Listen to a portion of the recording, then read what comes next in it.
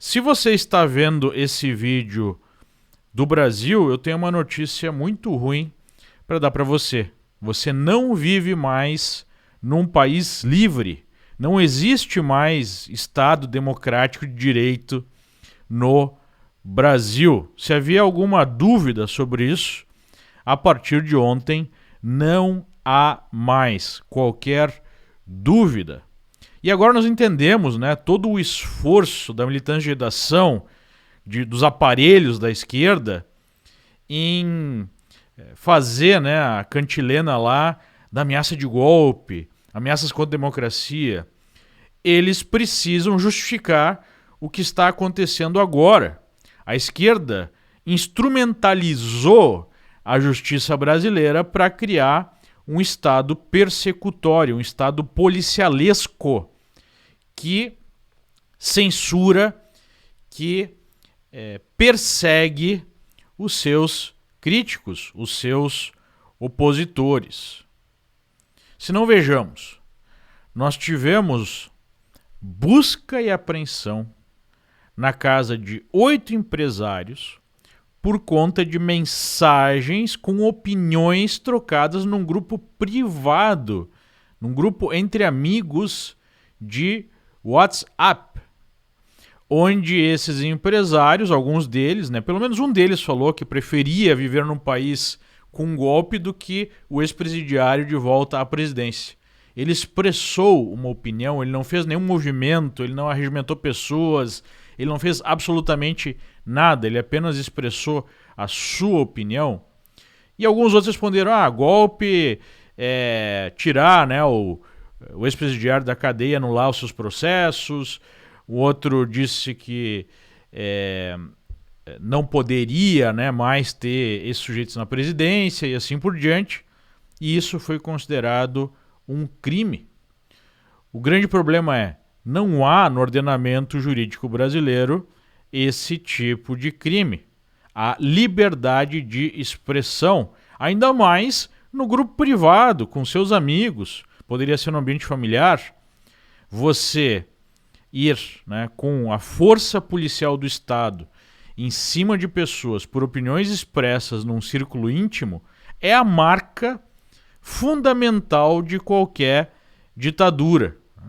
Busca e apreensão, bloqueio de contas bancárias, censura das suas redes sociais e quebra de todos os sigilos por conta de uma matéria num jornal. A gente tem todo o ciclo, né, persecutório no Brasil. A gente tem a militância de redação produzindo matérias para criminalizar o movimento conservador.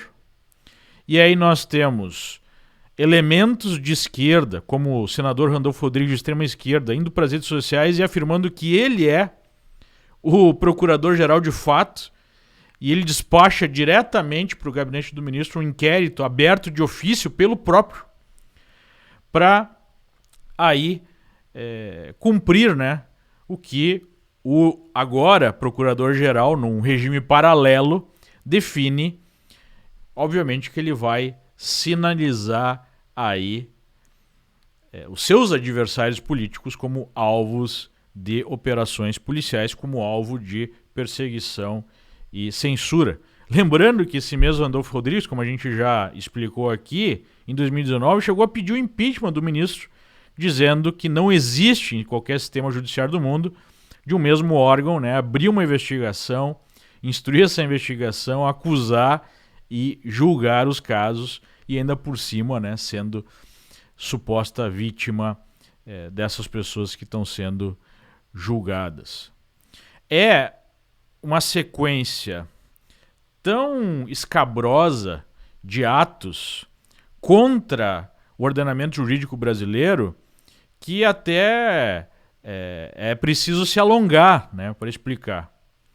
Primeiro nós tivemos a abertura do ovo da serpente, lá daquele inquérito das fake news, numa leitura esdrúxula, para dizer o mínimo, do regimento interno do Supremo, né? Quando um crime é cometido nas dependências do Supremo, o presidente da corte pode indicar um ministro para fazer a investigação, para tocar aí o inquérito, né? Isso foi expandido para todo o Brasil, para então poder se investigar qualquer coisa no inquérito completamente aberto, cabe tudo, renovado já sistematicamente há mais de 3 anos. Aí nós tivemos uma fala polêmica do presidente na frente de um quartel, lá em Brasília. Sob pressão, né, da militante de redação, a PGR abriu uma investigação, abriu um inquérito, chamado de inquérito dos atos antidemocráticos. Depois de praticamente 1 ano de investigações, a PGR chegou à conclusão que não havia elementos mínimos necessários para fazer uma denúncia e pediu, portanto, o arquivamento do procedimento. O ministro Moraes, como não tinha como negar o arquivamento, já que o arquivamento, quando pedido pelo Ministério Público, não há como o juiz dizer não, segundo a própria jurisprudência do Supremo, e aí o ministro arquivou esse procedimento investigatório, esse inquérito, e abriu um outro, quase igual, né, que foi chamado Inquérito das Milícias Digitais, indicando lá os mesmos delegados desde sempre da Polícia Federal para tocar tal investigação, delegados escolhidos, né, a dedo. No que a Folha de São Paulo ontem chamou de drible, né, a PGR. E agora a gente tem, como eu apresentei há pouco, elementos de esquerda, como o senador Randolfo Rodrigues, peticionando diretamente nesse novo inquérito aberto de ofício, né? Não só das fake news, esse é um novo, sem praticamente a participação da PGR. Ontem mesmo, né, o procurador-geral Aras lançou uma nota dizendo que não havia sido formalmente aí informado dessa operação, ele foi informalmente comunicado. Qual é que é o usual, né? O usual é ouvir o Ministério Público antes de tomar medidas como essas. Então ele foi informado menos de um dia antes da operação, não foi ali nos autos que isso aconteceu, e a gente tem então essas diligências, esses inquéritos tocados diretamente lá entre o ministro e uma equipe escolhida da Polícia Federal, sempre em cima de quem? Sempre em cima de pessoas da direita, de conservadores, né? A gente não vai ver esse tipo de operação com ninguém da esquerda, mesmo que as pessoas da esquerda já tenham pedido aí fechamento de instituições, né, já tenham feito agressões. Outro dia, um militante aí de esquerda, um historiador, chegou a defender agressão física a apoiadores do presidente, que fosse tocado fogo nele no próprio Palácio do Planalto. Isso abertamente, né? Isso em podcast aberto. Nós estamos falando aí de conversas privadas. E ontem, né, eu tenho um monitoramento de alguns grupos de esquerda, não houve nenhuma crítica a essa decisão. Na verdade, houve um lamento que não foi pedida a prisão de pessoas por opiniões postadas em grupo de WhatsApp. O STJ já tem, né, uma jurisprudência sobre a impossibilidade do uso de meros prints como meio de prova. É pacificar na justiça que uma simples reportagem não pode ser um elemento total, né, da abertura, não necessariamente da abertura de investigação, mas desse tipo de ato. Você não tem esses empresários com foro privilegiado, como é que eles podem ser investigados pelo Supremo? Não há ali nenhuma pessoa nesse grupo com foro privilegiado. O Luciano Hang, que foi alvo de 3 mandados de busca e apreensão, nem mesmo falou essas questões polêmicas nesse grupo, né? Ele disse apenas que seria aí mais 4 anos de Bolsonaro e depois 8 anos de Tarcísio para limpar o Brasil, né? Não falou em nenhuma medida aí que poderia ser considerada golpista. Mesmo assim, já teve as suas contas no Instagram censuradas. Então a gente tem um inquérito que na prática foi reaberto de ofício. Nós não temos a participação do Ministério Público nessas tomadas de decisões. Nós temos o uso de uma mera reportagem para esse tipo de procedimento, que vazou, né, conversas privadas ferindo a privacidade dessas pessoas. Nós temos o uso de prints, então, né, para a tomada dessas medidas extremamente gravosas.